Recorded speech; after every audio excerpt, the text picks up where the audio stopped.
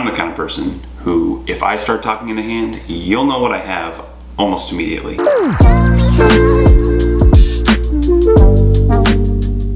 Hey there, audience.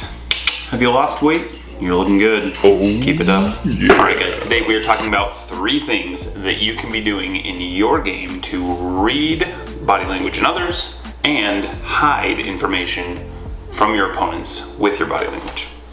Let's get into it. Okay, but before we get to our 3 points, I want to tell you a story. So I am playing with a guy, this is years ago, and I'm playing with him at a table, and he's been pretty aggressive, he's feeling himself, he's feeling pretty good, lots of swagger, and just talking a lot at the table, looks pretty comfortable. He's definitely got away with a few bluffs throughout the night. He's also showed down some value hands. We get into a hand where we get dealt pocket 9s, we end up making a raise pre-flop, he makes a small 3-bet, and we call. We go to a flop where that does not scare my 9 unless he has overcards. He continuation bets small and we call. On the turn, an overcard does come, he bets again. We end up making the call because his bet is small. We get to the river, a blank shows up, and he makes a big bet that puts me not all in, but close to all in.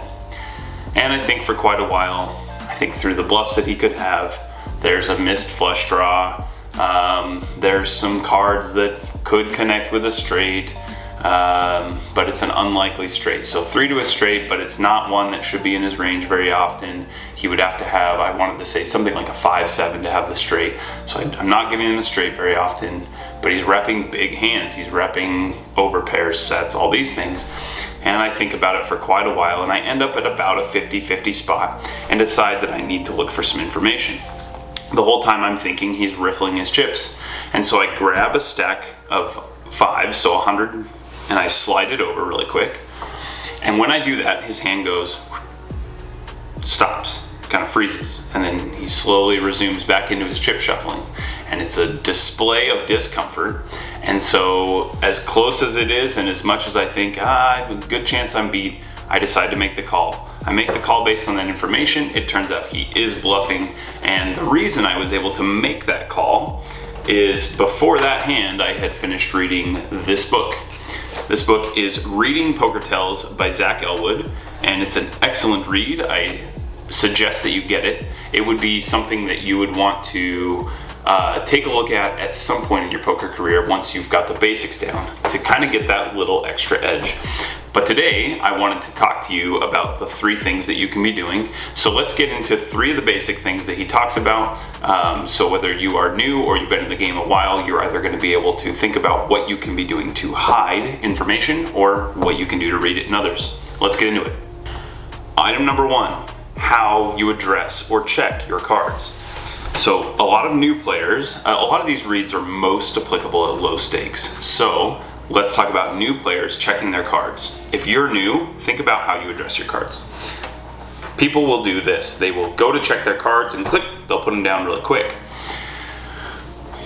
Let's think about what that could mean. People will do that when they have premium cards. This is what something he calls hiding the treasure. And new players, when they see something like pocket aces, kings, queens, ace, king, they don't have to think very long. They look and immediately see a premium hand and can put it back down. Now, if you look down at something like, say, 7-9 of clubs, you're gonna have to pause and think for a second. What is the configuration? I've got a suited 1-gapper. Should I be opening? What seat am I in? What are my opponents doing? But if you look down at aces, not a lot of thought has to go in. So when you see a player go click and put their cards down really fast and then make an aggressive action, such as a raise or re-raise, whatever, you can usually discern from that, especially in novice players, that they have a good hand. Most people don't really pay attention to these things at the table, but in case they do, in case they have read this book, in case they are attentive, if you're a new player, I want to encourage you, in order to hide information in your game, to set up a routine as to how you address your cards. I typically pull them across, I cover like this, and I click them. You can bend your card up at the edge. You can do whatever you want to look at those cards. Make sure you're hiding your cards consistently and just take a pause, a mental clock to go 1,000, 2, 1,000, or whatever you want to do so that every single time you address a hand, you look at it the same way and people can't say to themselves, oh, that was quick, or that was slow. You don't want to give them the opportunity to notice a difference. It gives them information as to how strong your hand is if you're not addressing your cards the same way every time. So look for that one in your opponents, especially if they're weak, new opponents, and they look and quickly put their cards back down and then take an aggressive action. They probably have a good hand. Number 2, let's talk about how you bet. So when you're betting, you want to set a consistent routine. A lot of times someone who is strong will suddenly announce the number when they haven't before. They'll take actions that require more relaxation. That's a big key to this book that Zach talks about. He talks about people's level of stress versus relaxation. And so when somebody is feeling really confident, they often will put their bet out, and even though they've just been betting, maybe they would say 20 or bet or something like that. They may say something like, I'll raise $120. They may take an unusual approach to the way that they announce their bet.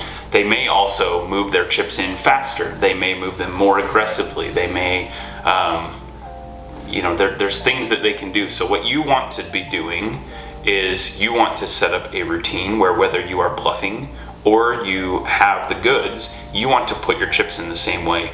I encourage you to set your bet off to the side, maybe cut your chips out and then push them in. Or, a lot of times if it's a small amount, 15, 20 bucks, and it just takes a few chips, you're gonna grab them and then move them in and drop them, or whatever you're going to do. If you announce your bets, I encourage you to always announce your bets. If you don't, then I would not, but I would take the action to say raise, be clear. There's always some form of verbal communication that's important. So whatever you do, decide on, you're either always going to say the number or you're always going to say raise when it's a raise and nothing when it's a call. Whatever you want to do, but set a consistent routine so that people cannot read in you the manner in which you are moving your chips. Point number 3 is I want to talk to you about what you can do while you're waiting. So you may be in a position where you're waiting for someone to act. You may have made a bet and now you're waiting for them to act. So there's different times where maybe you're in position and you're waiting, or you're waiting on them. So I would always, again, try to be consistent. If you're going to make eye contact with someone while you're waiting, always do it. If you're not going to, never do it. Personally, this is what I do. When I'm waiting for action for someone, I will watch and just see what they're doing, try to just observe their body language, their mannerisms, how they're acting. And then once the action is on me, I will make my bet or take whatever action I'm going to take, and then I will stare at the table. I usually choose a spot, whether it's the chips in front of me, the stack of chips in the middle, or a card on the run out, and I will just stare at that point. I try to loosen or soften my focus so that my eyes aren't really like fixed on anything. I breathe slowly, relax the muscles in my face, and I say absolutely nothing. I would encourage you guys not to talk at the table. It's really easy if you start talking to give away information that you shouldn't. Now, if you work on your speech game and get it to the point where you have an advantage because of speech play, then more power to you. That's fantastic. That's an advantage that you can cultivate. But I wouldn't advise that you start there. The only time that I will talk when I'm in a hand is when the action is completed. Let's say we're on the river and an opponent moves all in. At that point, I will talk. I'm willing to ask them questions or talk out loud and kind of see their reaction and think things through. And so at that point, I might start talking, but until then, I will not talk.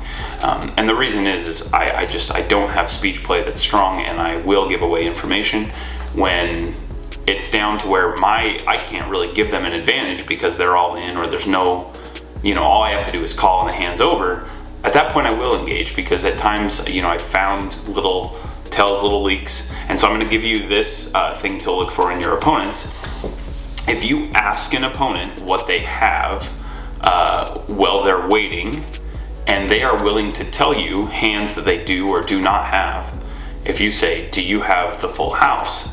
And they say, it's not full house. Someone who's bluffing is not going to eliminate cards from their range that are strong. They want you to fold. So why would they tell you they don't have strong hands in their range? That doesn't make any sense. Someone who has, let's say they have a straight on a board that has a full house potential, and you ask if they have the full house, and they're willing to tell you, no, I don't have the full house.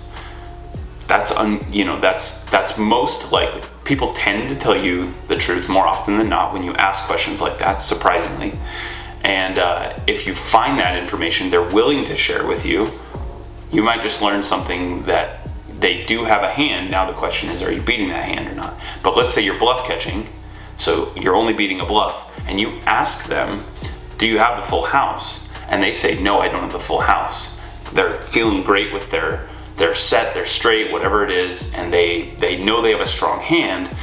They're trying to get you to call, so they're eliminating a portion of their range that is strong to make you consider calling. Well, if they're bluffing, they're never going to do that. So you know at that point, you need to get out of the hand. The other thing that you can look for when you're waiting on an opponent is an opponent who is feeling confident in their hand. When the action is on you, they will often not look super concerned. So they may look relaxed, they may be watching the television, they may have their cards a little bit farther out, they might be leaning back in their chair, they're displaying relaxation. That tends to not be a good sign for you if you're planning to make a call or something along those lines. Alright guys, that's it for this one. Wrapping up, basically I want you to take away that you should be setting up a routine to hide your information, try to get more information from your opponents than you are giving to them. That gives you an advantage. Hopefully that increases your earnings at the table and boosts that hourly so that you are taking home more money. When you get a chance, give this full book a read. It is excellent. It's going to give you way more, and I would encourage you to comment down below as to what you're going to put to work, what you want to see next. If this is interesting to you, what do you want to hear more about Poker Tells? There's lots more in this book that I could share with you, and I'd be happy to do it. Let me know what you're thinking. Also, a subscriber says what? I'm just kidding. Hit that subscribe button down there. Make sure you give it a like, and I will talk to you next time. Looking forward to it. Thanks for watching.